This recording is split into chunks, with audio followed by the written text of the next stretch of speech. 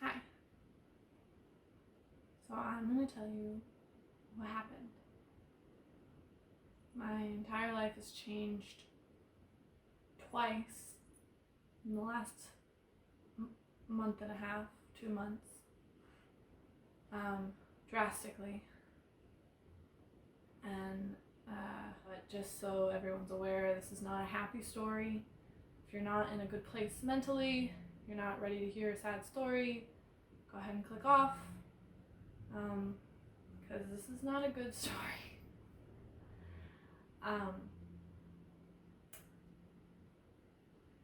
This is the story of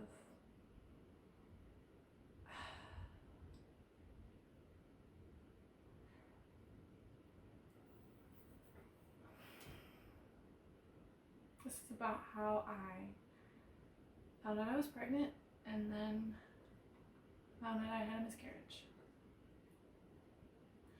I hope that this reaches somebody that needs it, because I'm still not 100% okay. I'm not even like 80% okay. But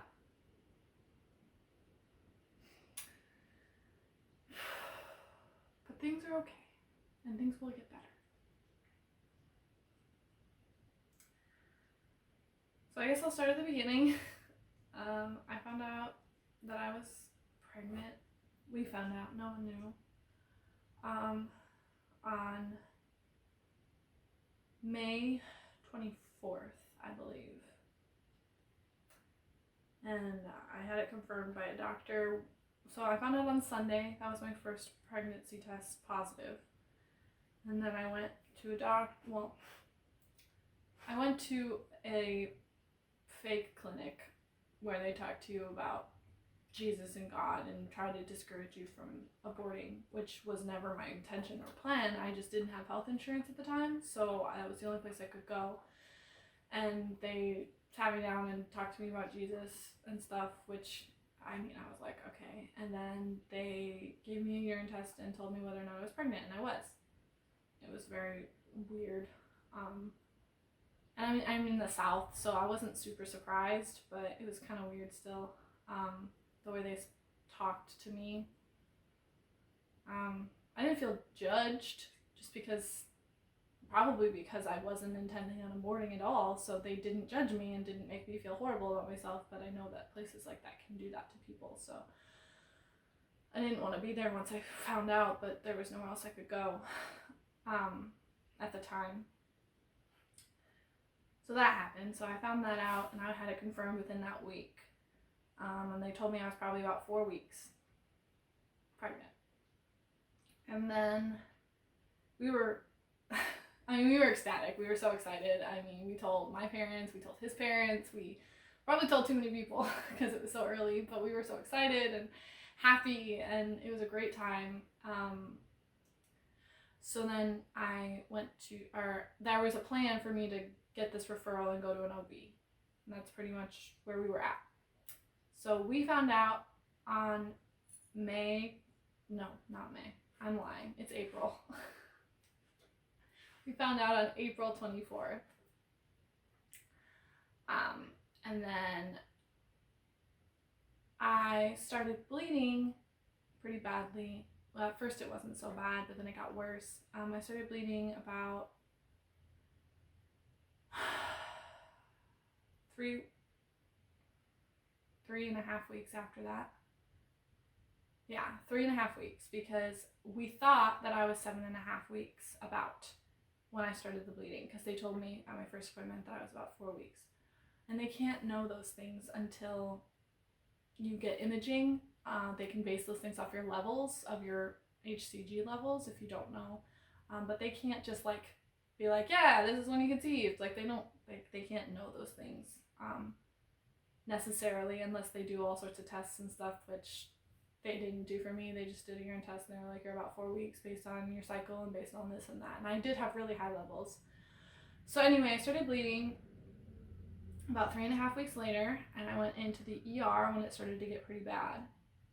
And the first day I went in, it was May see, it happened over 3 days. So it was May 22nd when I went in the first time, I think. It was a Saturday. And so I had known that I was pregnant for almost a month. It had been 3.5 weeks. So I was almost a month pregnant in my own head, in our own heads, what we had known and how we had changed our lifestyles, all that stuff. We had known for about a month. And they did some imaging and they said everything was fine. Bleeding was kind of normal, but I wasn't 7.5 weeks. I was closer to 5 weeks. And I was like, how did they get that so wrong? I was so confused, but at the same time I was like, okay, as long as everything looks good, I can be 5 weeks, that's fine. But that started to make me nervous because I had only just started to get sick, and we thought that maybe I had kind of avoided some of that because we thought I was closer to 8 weeks. So we were like, oh, maybe I'm not going to get as sick as my mom did. And then we found out I was only 5 weeks, and we were like, oh, so didn't dodge that bullet as far as we know. So I went in and they told me that I was 5 weeks, but everything looked fine. And I went home and they told me if the bleeding gets worse, like way worse, then I should go back in. And so I went home and I was a little nervous, but they told me everything was fine. So I was trying to relax and trying to be okay. And then the next day, Noah was at work and the bleeding got worse, much worse. And I started cramping really bad. My stomach started to hurt. And cramping was a normal symptom for me during the previous times of my pregnancy, but it was starting to get worse, and I started to get really worried. So I went back into the ER. I called Noah at work, and I was like, "Hey, I'm going into the ER because it's not getting better." So this was the Sunday. And I was like, I can't do this. Like, I'm in a lot of pain. By the time I wasn't in a lot of pain then. By the time I got to the ER, I was in a lot of pain. And I was bleeding a lot. And so they took me back there again. They took my levels again. And by the way, my levels were super high, like almost to the 7,000s, and I was only 5 weeks, which is really high if you don't know. They said that when I tested positive, I was probably about 1.5 to 2 weeks pregnant, which is super rare. But because my levels were so high, I was able to test early, which is why I was not as far along as we thought, but I had known for so long because we were told that, oh, most likely I was 4 weeks, but it turned out I was only like 1.5 to 2 weeks. It was just super, like my levels were so high that nobody could tell at that point. I was in a lot of pain. And that's something I want to talk about because I have heard stories of miscarriages before, but I've never heard anyone talk about the pain, and there was a lot of it. I called Noah and I told him things weren't looking good, and I threw up, so I got really sick and I threw up, and I threw up because my stomach hurt that bad. I was in that much pain, and I was bleeding a lot at that point, and they were like, okay, we'll just test your levels and make sure everything's okay. And nobody was talking to me or telling me anything. I was in this room by myself. I kept having to call the nurses, and I was like, I'm gonna throw up, give me something. And so they brought me a bag, and like as soon as she handed it to me, I threw up like in the bag. I was like, I knew it was gonna happen. I felt really sick. So they tried to give me something for nausea, which made it worse. I don't do nausea medication very well normally. And as soon as I threw up, I was like, someone needs to get in here and give me an IV. And they were like, what do you mean? I was like, I need fluids because I just threw up everything that's in my stomach and I still feel sick and I'm in a lot of pain. I am going to get worse unless you give me fluids because that's what happens to my mom. So they were like, okay, well, I'll talk to the nurse and we'll see. And they were like, we'll see. And I was like, all right. I was like so weak at this point. I was texting my mom and Noah, but I was so weak that I was having problems communicating. And so, because I was losing blood. And I was sick, and I was in pain. I was just like, it was so exhausting, and I was all by myself at that point. Noah rushed. He's in the Navy, so he can't just leave work, but he basically did. He was like, look, my fiance's in the ER, I'm leaving. And they were like, yeah, let us get someone real quick. He left within the hour of me telling him I was going to the ER. The GPS said he could be there in 25 minutes, and he was there in like 15. Oops. He should not have driven that fast, but he was worried, so he was very worried about me. And so he got there, and that I was grateful for that, because I was having problems communicating. I was having problems texting. I was texting my mom, and I was texting him, and I was getting to the point where I couldn't do that. I was too weak. And then the nurse came in and was like, hey, we're just going to give you an IV. And she said it like it was her idea, and I was like, yeah, I asked for that like 10 minutes ago, but sure, give me an IV. So I have them taking blood from this arm and them giving me an IV in this arm. And I was in a lot of pain at that point, like a lot of pain. I couldn't move. I was like in the fetal position on the bed, and I couldn't move much. I was in a lot of pain. And then I was like, I need to eat something because I just threw up everything, so that's going to make me sick. So then they gave me saltines. And then Noah showed up, and he had his lunchbox, and he opened it up, and I saw that he had a thing of pickles, and I was like, I want that. And the nurse came in and was like, why are you eating pickles? You just threw up. And I was like, because I wanted them. And she was like, that's the weirdest thing I've ever heard of, someone eating pickles after they got sick. And I was like, I crave salt. You gave me saltines with no salt on them. How dare you? I wanted pickles. So that's what I was eating when the nurse came in. But anyway, that's when she told me that my levels were going down, so most likely the pregnancy wasn't viable, but I should still go to the OB, because we were supposed to have to go to the OB on Monday and have them double check everything and blah blah blah. So basically they told us it's probably not viable, but whatever. And so Noah and I were really upset. At that point I was like inconsolable. At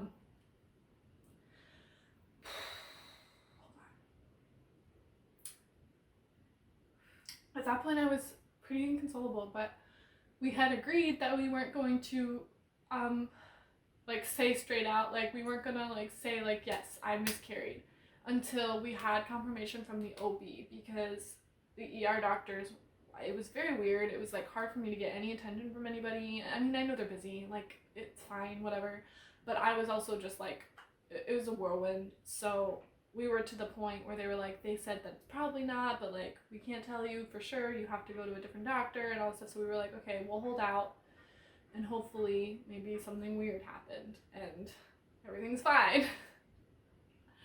So I called the OB the next day, and I got an appointment right away, and we went in. And Noah went with me to this one because he was off that day, and he was so sweet. I was cold in the room when I was sitting on they had me sit on the thing with the gown on and everything, and I was cold sitting there because I wore flip-flops, and he took his shoes off and gave me his socks because he didn't know what else to do to help.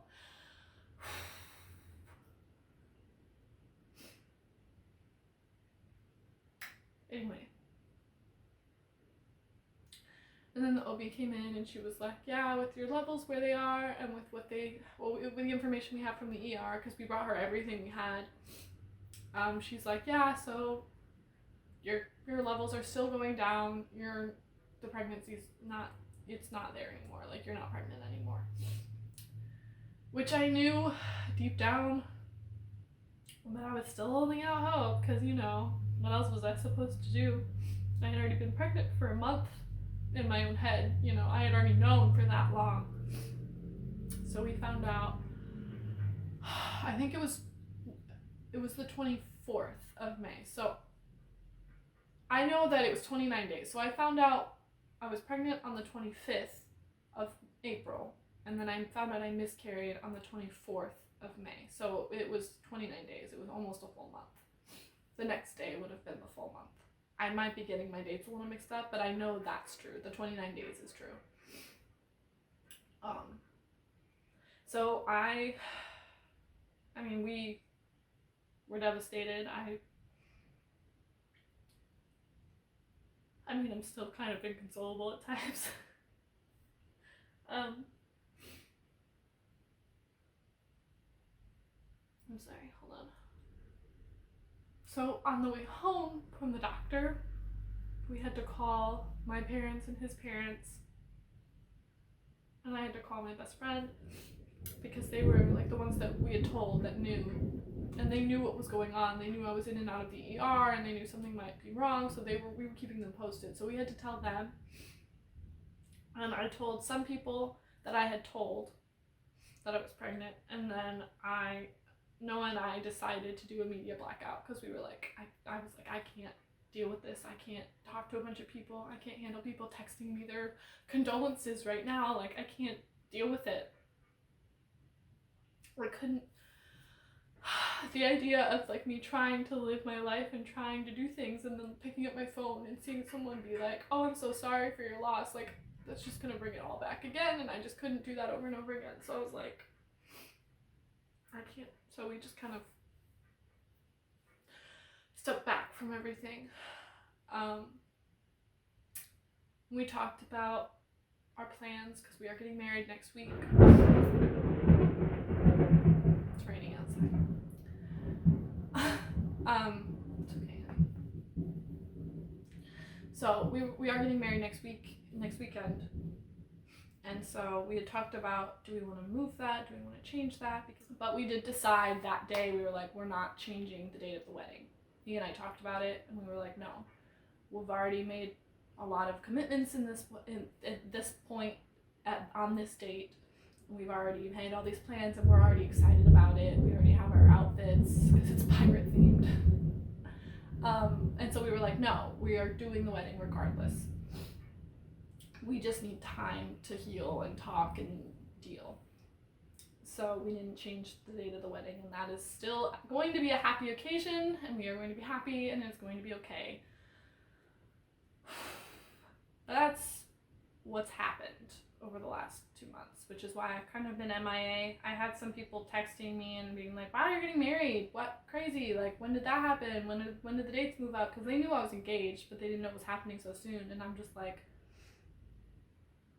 I haven't been able to tell a lot of people because my life has kind of changed a lot. Like, I found out I was pregnant, and we were like, wow, crazy, doing all this stuff, and then I found out I wasn't pregnant anymore, and we were like, okay, so now what?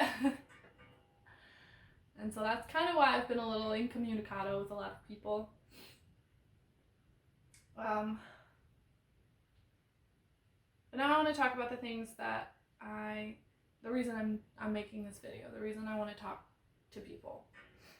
And the first thing I want to talk about is the pain, because I've heard of miscarriages before, and it's a lot, and emotionally it's a lot, and you just, you go through so much. But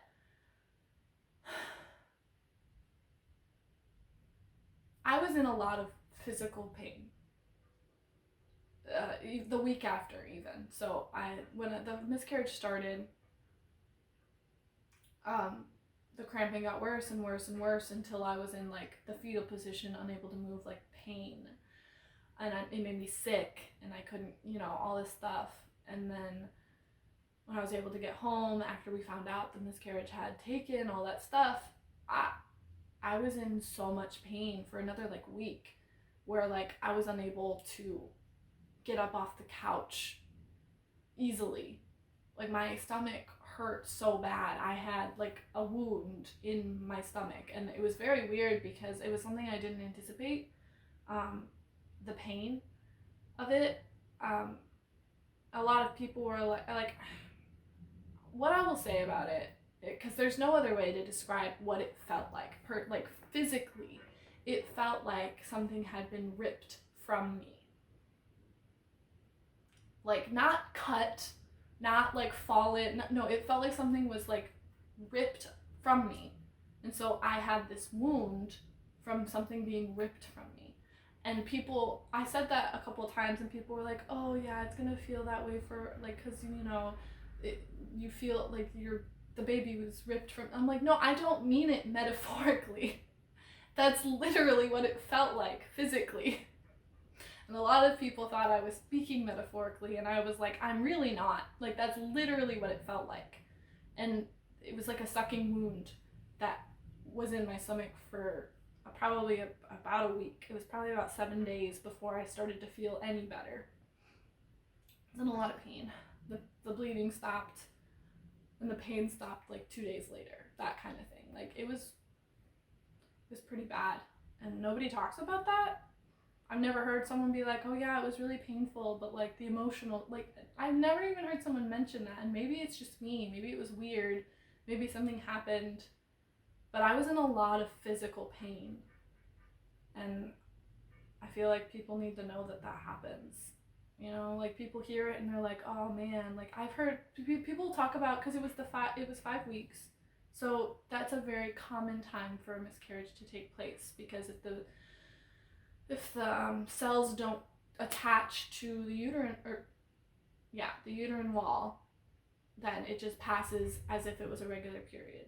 And so some people say that some people, this will happen and they won't even know they won't ever know they were pregnant. Like they'll just pass it like regular period and they have no idea. And I'm like, there's no way. There was so much pain.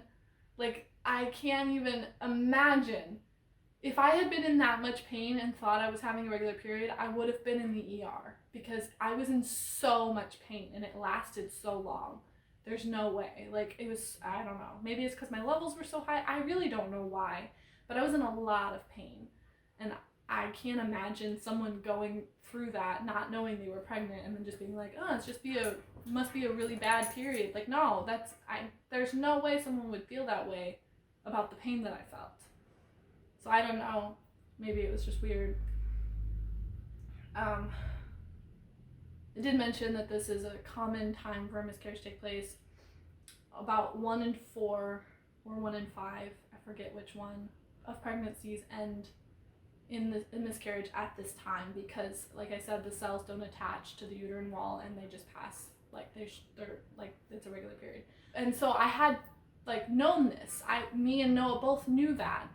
But the problem was that we thought we were further along because we had known longer. So normally when this happens, you've known maybe a week that you were pregnant. You've just found out. Because, you know, that's how long it takes for the levels of your HCG level to be that high for them to show up on a test. So normally you would have only known for about a week or so. We knew for a month, and we thought we were 7 to 8 weeks instead of 5 weeks, because that's what we were told. And so knowing that most pregnancies end about the 5-week mark, I thought I was past that. I really didn't think it was an option anymore. I thought that we had gone past that benchmark. And so I did not have it in my head anymore that it was a possibility. So I guess that's part of the reason that it was so surprising and just, I don't know, it was really out of the blue. We had no idea. Like everything was fine, and then everything wasn't fine within a day. Everything was different. So that was really hard. The other thing I want to talk about are some of the responses I got from people. Because 2 of them, when I put them together in my head, made me realize something that I don't think I've ever realized before. So I just wanted to say it to get it out and to have people, know where I was at mentally. So the first thing that I will say is the first one made me very angry when it was said to me. I was trying to take off of work because I was in so much pain physically, and then of course the emotional pain. I knew I wasn't going to be ready to go back to work. My doctor said that they could give me until the end of the week. So I found out about the miscarriage for sure on Monday, and they told me I could have until Saturday, and then I had to go back to work. And I was like, I can't do that. There's no way. So I called my boss and I was talking to her about it, and everyone at my job knew that I was pregnant because I told them when I found out, because we were afraid I was going to get sick like my mom. Those of you who don't know, my mom had hyperemesis gravidarum. She's the poster child for it. She was very sick, tried to die with how sick she got. So I was afraid that I might have some of that. There's no research as to whether or not it's genetic. I'm a lot like my mother, so we were like, that's a very big possibility. So I wanted my job to know right away in case I was going to have to take off for my first trimester, depending on how sick I got. So they knew. So I called and I was like, hey, I'm not going to be able to go back when this doctor's note is going to tell me I can, so I'm going to have to fill out all this other personal time information. I was like, that's a lot of work, but I'll do it. But like, I'm just letting you know, like, I can't come back. And so I told them that I miscarried. And what was said to me was, well, just remember that you can always try again. Which, I know people don't know how to respond, but that's not the way. Just in case you were wondering, it made it seem like I had just, been trying to get pregnant and had another negative test. I was pregnant for a month that I knew about. I was pregnant longer than a month, but for us, mentally, I was already very much pregnant, and then it was lost. I'm not minimizing that pain, but I am saying that it's different. It's a different pain, and having someone be like, yeah, well, you can always try again, was a very angering thing to hear, and I didn't have a response at the time. I just kind of went, yeah, okay, and I hung up, and it was very painful, and I was very mad. I was mad at a lot of things though, so I was trying to keep it to myself because I didn't want to blow up on someone over something that in a normal day I wouldn't have been upset about. But yeah, that was not a good time, and I'm not mad about it anymore. I wish it hadn't happened, but I'm not mad about it. But the other side, the other one that I want to talk about that was said to me, because I've gotten lots, but these are the two I want to talk about. The other thing that was said to me was this person was talking to me about, wow, I'm so sorry, all this stuff, and this was a very supportive person, and what she said was, I can't even imagine what it feels like to lose a child. And I was so struck by that, because that's not what I thought I was going through at all, and I still don't. I don't know what it's like to lose a child. That's not what I went through. And so that was a very striking thing to hear as well, because I was like, that's not how I feel. And so I really had to think about it and put it in perspective, and when I put those two comments together and thought about them is when I realized that it's a gray area. And now we're going to get into the topic that people are going to think that I have changed my views on because I've gone through this, and I haven't. The topic is abortion, and here's what I'm going to say about it. I've been pro-choice my entire life, and going through this, I am more vehemently pro-choice than I've ever been, and that might be so weird and surprising and but I 100% mean it. I lost the potential for a child, but I didn't lose a child. I didn't have one. It was still cells. It was still an abstract thought. The only reason that it was so devastating for me, honestly, was because it was very much wanted by us. The baby was very much wanted and loved already. But I can understand people that are at that stage of a pregnancy and they don't want it for whatever reason they have, and they're like, this isn't a baby, this is cells and I need it out of my body. The only difference is that I wanted mine, and my choice was taken away by the universe or God or whatever you believe in.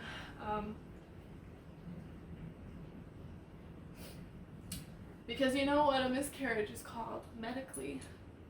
It's called a spontaneous abortion. I didn't know that before this. But that's what it's called. It's hard to explain. But it is a gray area, and I feel like that's what a lot of people either don't like or can't handle about this topic. I was pregnant, but I didn't have a child yet. I had the potential of having a child. I had cells that were growing into a child, but I didn't have a child. I didn't have a baby. And it's a gray area, honestly. Having someone tell me, well, you can always try again, as if I wasn't pregnant in the first place and I just didn't have, and then I can just get pregnant whenever. And having someone tell me that I lost a child, neither of them are true, but neither of them are wrong either, I guess. Gray area. It's in the middle. And yeah, even as someone who's been through this, I am 100% pro-choice. A woman has a right to choose whether or not she has this potential baby. I know that gray areas make people uncomfortable, but that is what it is. It's gray. There's neither of those things that were said to me are true. Neither of them. That's the only way I can think of to describe it. It's a gray area. It is. And a lot of people don't like that. A lot of people think it has to be one or the other. Either you're not pregnant or you have a child. Those are the only two options. And it's not true.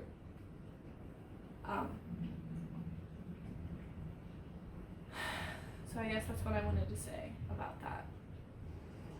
I had to say this because reproductive rights are under attack right now by a lot of people in a lot of states. There are a lot of laws being passed that are trying to change things and make it very hard for women in hard situations to have a decision, to have a choice at all. And there are men who think they have any right to make that decision for women, and they're just wrong. I'm sorry if you think that, oh, I'm protecting innocent lives. No, you're not. You're really not. You're just sticking your nose in an issue that has nothing to do with you. So stop. It is a gray area. Because I didn't lose a child. But I'm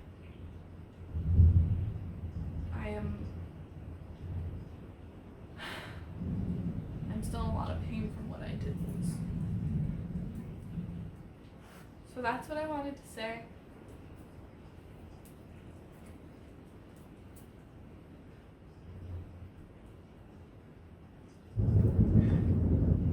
I'm forever changed by this experience, by this